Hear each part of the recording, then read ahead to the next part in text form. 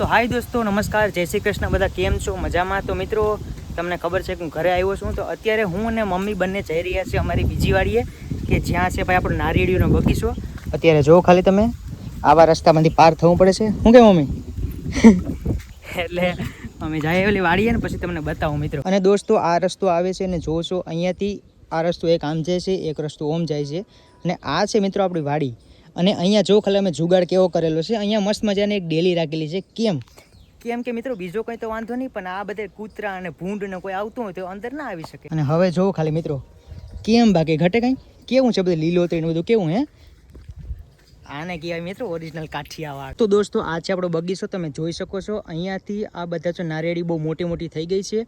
સમજો ને 5-6 વીઘામાં આપણી નારિયેળીઓ છે અને મોટી મોટી થઈ ગઈ છે. લગભગ 2 વર્ષ જેવું થઈ ગયું છે.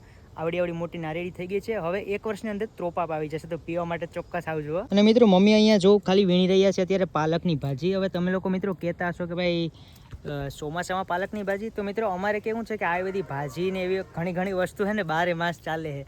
તો અત્યારે જો ભાજી બધું વીણી રહ્યા છે, કેમ કે ભાઈ એનું શાક છે ને મને તો બહુ જ ભાવે છે. તો ભાઈ અત્યારે બી ખાધું છે અને સાંજે ફરી ખાશું. અને દોસ્તો આ છે આપણો કૂવો, કે જો તમે જો ઉડું પારે ઉડું ખાલી જો આમાં પાણી ઉપર સુધી છે. અહીંયા સુધી કેટલા વર્ષ જૂનો કૂવો છે મિત્રો. અને અહીંયાથી જો મોટર રાખેલી છે કે ત્યાં કુંડો છે ને ત્યાં પાણી આવે છે અને ખેતર આખામાં પીવાય છે. અને મિત્રો આપણા આ ખેતરમાં નારિયેળી તો વાવેલી છે, અને વચ્ચે જે જગ્યા હોય છે તેમાં આપણે માંડવી પણ વાવેલી છે, તમે જોઈ શકો છો.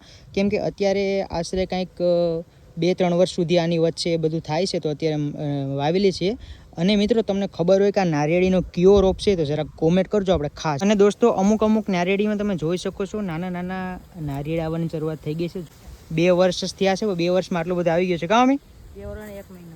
2 વર્ષ ને 1 મહિનો થયો છે ભાઈ. અને ભાઈ ખેતરમાંથી નીકળ્યા ને મિત્રો આમ તમે ગારો જો ખાલી 2 ચપ્પલની પાછળ આટલો ગારો ભરાઈ ગયો છે.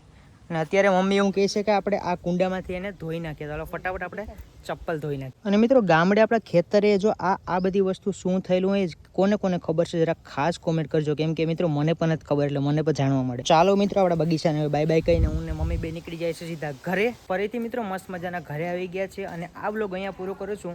નેક્સ્ટ વ્લોગ જોવા માટે મિત્રો ફટાફટ ફોલો કરી નાખો. મજા આવે તો જાઓ. ત્યાં બધાને બાય બાય.